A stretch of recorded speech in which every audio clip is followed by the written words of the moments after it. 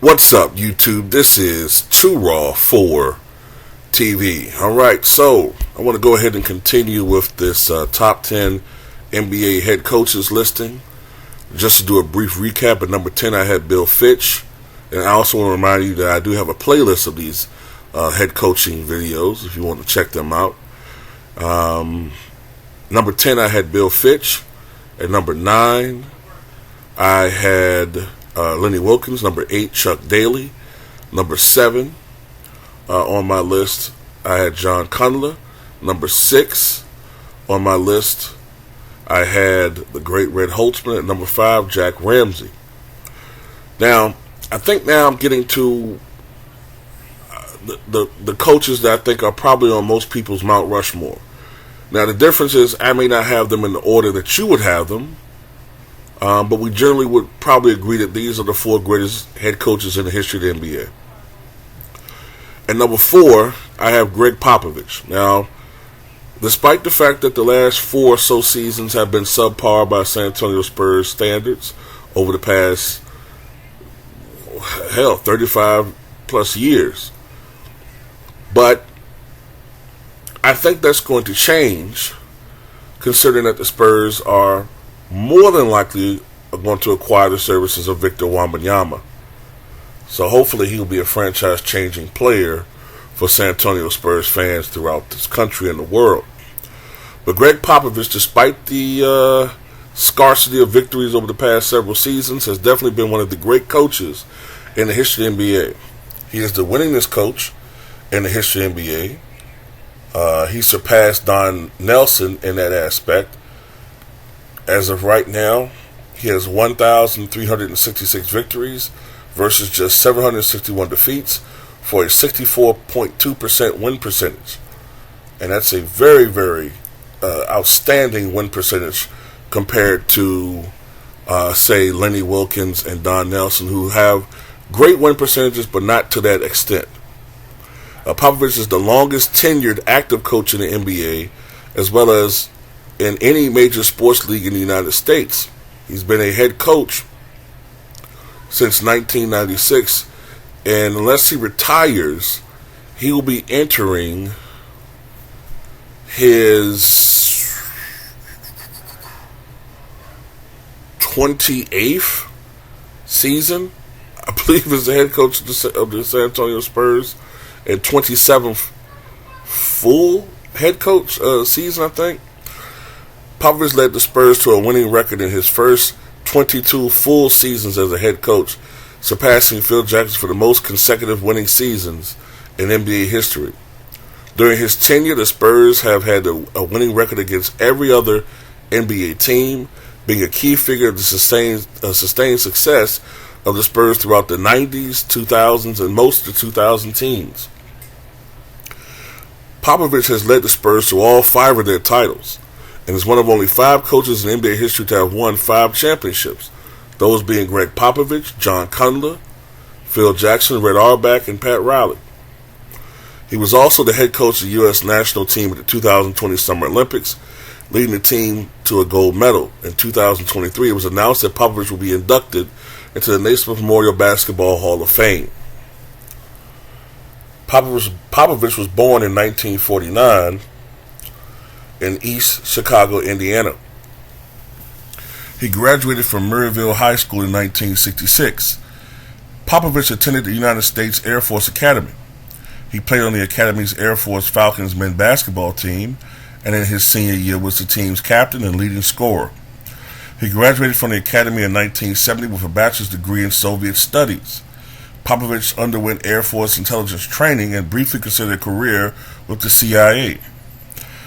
Popovich served 5 years of required active duty in the United States Air Force, during which he toured Eastern Europe and the Soviet Union with the U.S. Armed Forces basketball team. In 1972, he was selected as captain of the Armed Forces team, which won the AAU championship. This earned him an invitation to the 1972 U.S. Olympic basketball team trials. The very next year, Popovich returned to the Air Force Academy as an assistant coach under the school's head basketball coach, Hank Egan. Egan later became assistant coach under Popovich for the Spurs. During his time as an assistant coach at the academy, Popovich earned a master's degree in physical education and sports sciences from the University of Denver. 6 years later, in 1979, Popovich was named the head coach of the Pomona Pitzer Shagigans, the joint men's basketball team of Pomona College and Pitzer College in Claremont, California. I had to slow down and look at that one to pronounce it correctly. Popovich coached the Pomona Pitzer men's basketball team from 1979 to 1988, leading the team to its first outright title in 68 years. Following the 1987-88 season, Popovich joined Larry Brown as the lead assistant coach for the Spurs.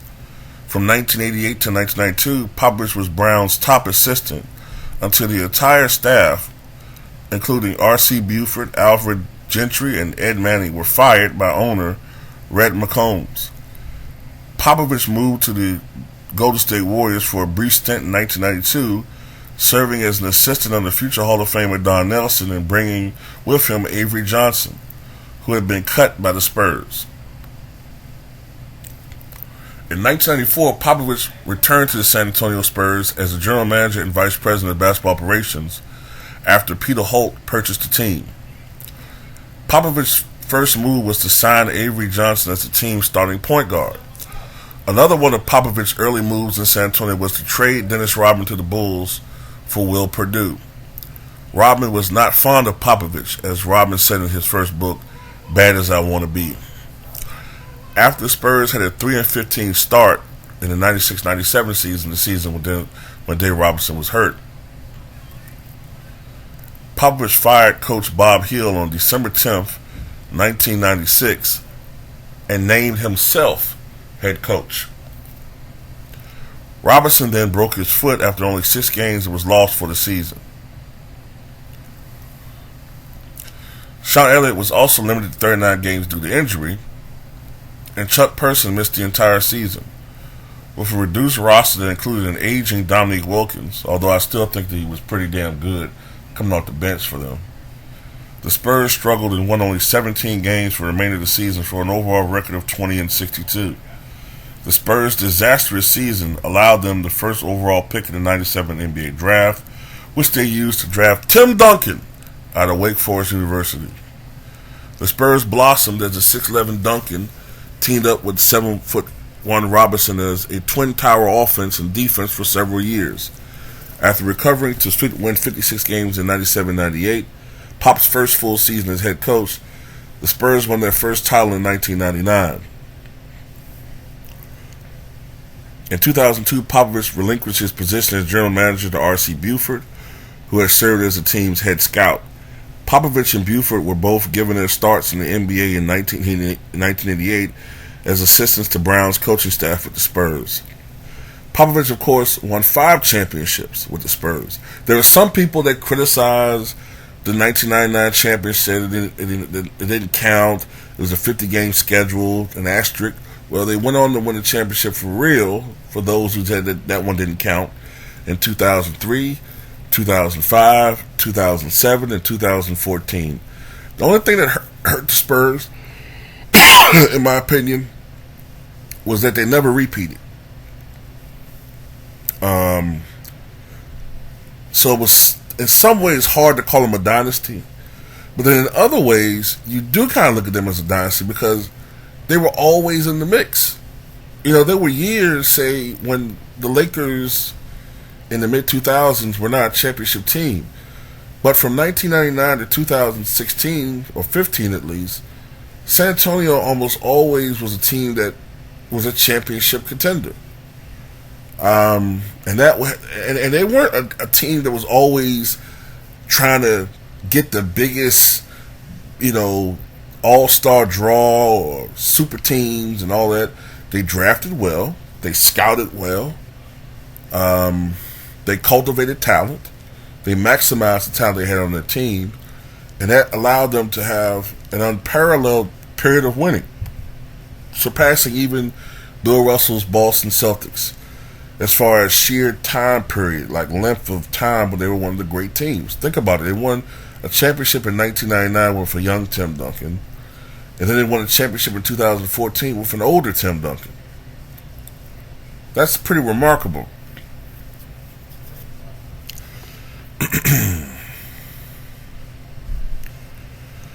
Popovich was named NBA Coach of the Year in 2003, 2012, and 2014.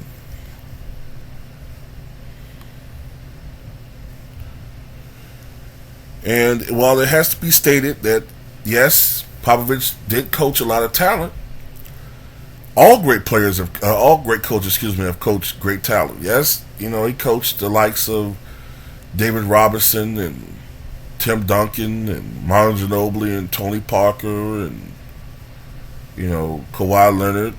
I mean, you have to admit that. But at the very point of that is you cannot win without talent, and sometimes you can have talent, as we saw with the Kobe Shaq Lakers, and still not be good enough. So as far as his resume is concerned, 5-time NBA champion, 3 times as head coach of the year, 4 times he was the NBA All-Star Game head coach, and he's voted one of the top 15 coaches in NBA history. And he was the head coach for the 2020 Olympic team in Tokyo that won gold.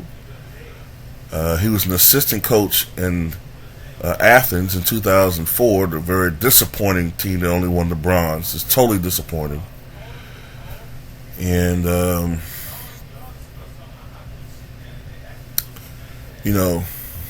Gregg Popovich, their system, there was no player that really just stood out in that system. It was not for players who are selfish. It's not for players who want to shoot the ball 20, 25 times a night. That's not what Popovich's system was about. And it was definitely not about guys who consider themselves showmen or better or bigger than the game. They wouldn't have fit well with Popovich or with the culture of the Spurs in general.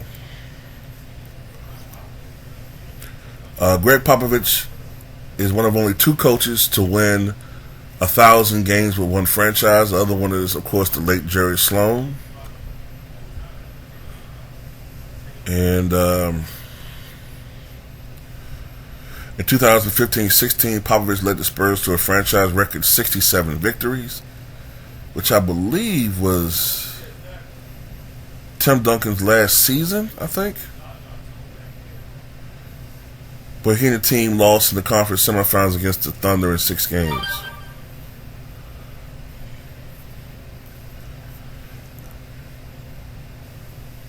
And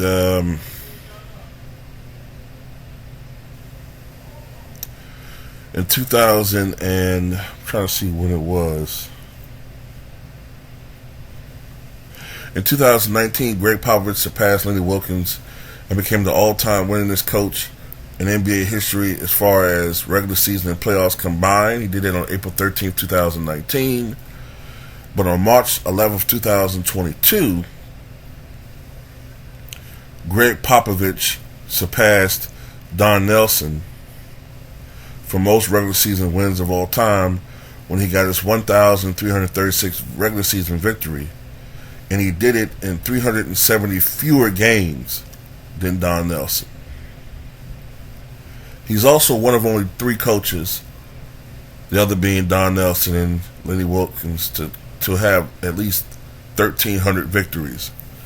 And after there was some speculation that he was going to retire, I don't think he's going to retire, man. So, much respect to Gregg Popovich, who is still coaching. And maybe, look, how old is he? I think he's 74. Which some years ago would have been retirement age, but with the way some of these guys are going today, hell, we got a president who's 81, so he may coach for a couple more years. And hell, what if Pop wins another championship? Then we have to reevaluate him further. But anyway, number 4, I have the great Gregg Popovich. Tell me what you guys think.